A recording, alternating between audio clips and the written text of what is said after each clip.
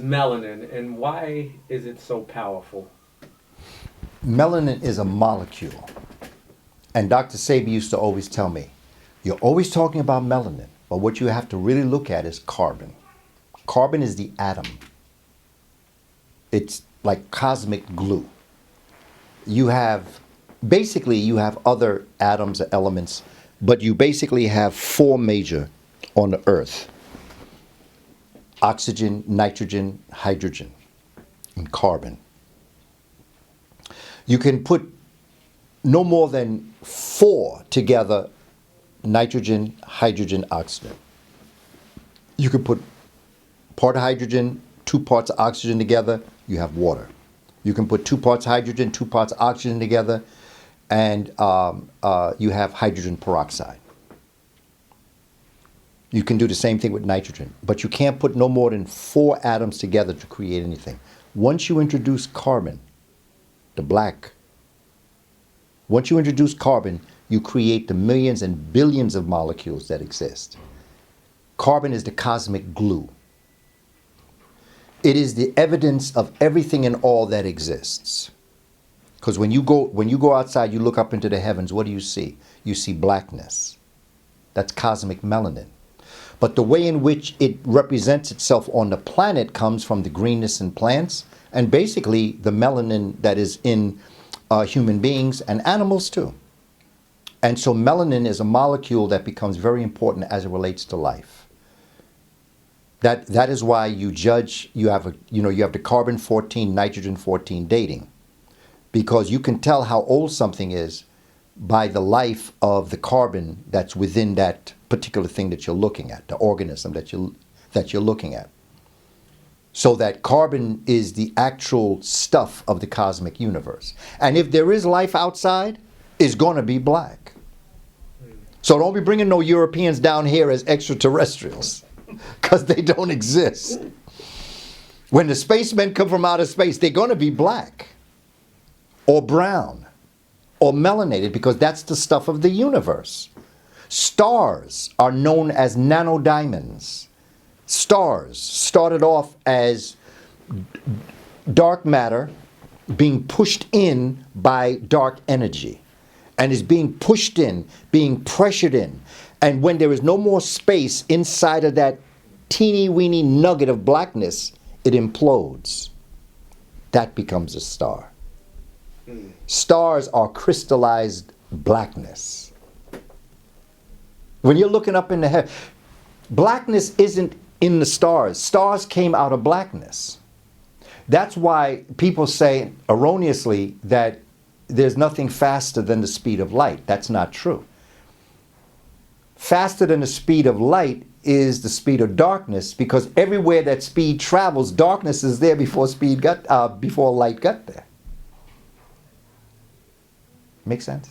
Because it's right here. It's right in front of us to see. When you look up there, you see the stars. Those stars are crystallized blackness. Just like when you come down to Earth, diamonds are crystallized blackness. The fossil fuels and things that are in the earth put under a lot of pressure, they crystallize into what we call diamonds. That's what humans are. That's why we are diamonds in the rough. We are forever put under pressure. This is why African Americans have to understand. And Africans of the diaspora, Africans on the continent, have to understand that accept the pressure that you've been put under. Because Dr. King said that your character is shaped and created during times of controversy and conflict, not during times of comfort and convenience. Anybody can do the right thing when it's easy, but only a special person can do the right thing when it's hard. And that becomes very important for us to understand.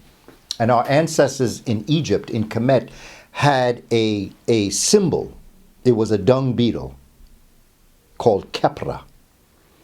And this dung beetle lived by eating dung of the cow. The dung beetle laid its eggs and put it in cow dung and would roll it. And as it rolled, the baby dung beetles would break through the egg, would break through the dung to the light of day. And so the idea was, Well, I'm going to say it so that we can understand what I'm saying. Like we say, I don't feel like eating this shit all day long. So it didn't make me eat shit. But that saying came from Africa. Because what is defecation but the refuse of what everybody else has? It's your body is purging the refuse, things that it doesn't need, things that it doesn't want. It keeps the protein that it needs, but it purges through liquid or solid those things that it doesn't need. And so when you think of this idea of kepra and you think about life, you stop arguing about the bad times and you begin to understand, well, maybe those bad times are coming to me so that I can shape and perfect my character.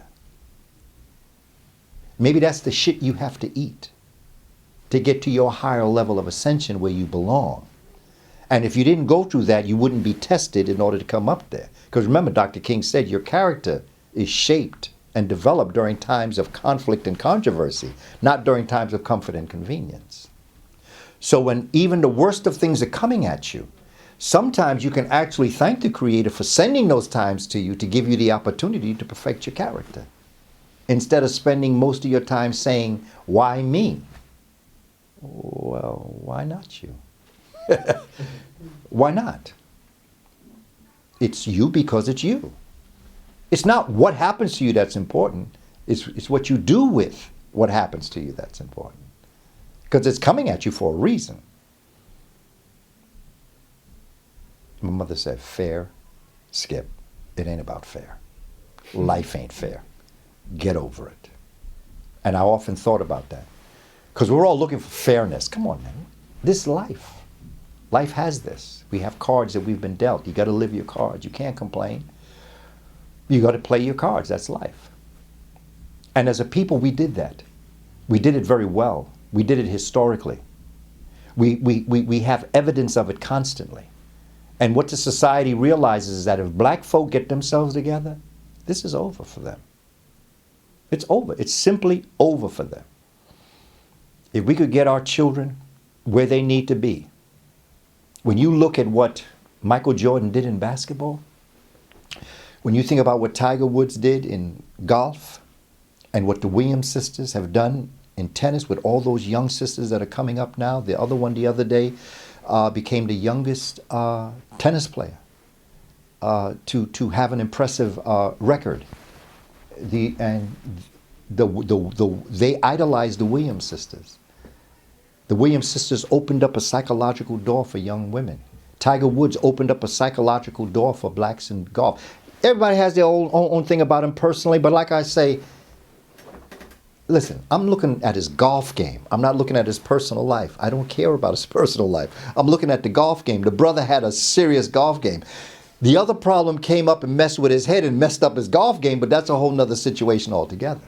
Mm-hmm. Michael Jordan changed the way basketball is played.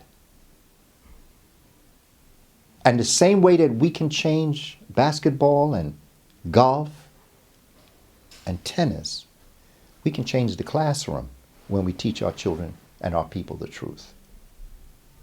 We can change the game. We can change the way we teach and learn. We can change the very structure of knowledge and wisdom to apply it with the spirit of Malcolm and Harriet Tubman. We can then take all this stuff to a whole nother level where no one can tell us that there's an achievement gap. There ain't no achievement gap, it's an opportunity gap. And by the way, peoples of European descent are not that smart. They cheat. Look at what they did here with the college thing. They cheat. You know, they're not that smart. But we've been so ingrained that they're so smart and we're not, even to the point where we tell each other in school when you're doing good, you say, oh, you acting white. I say, no, they're acting black. Because black is to act intelligent.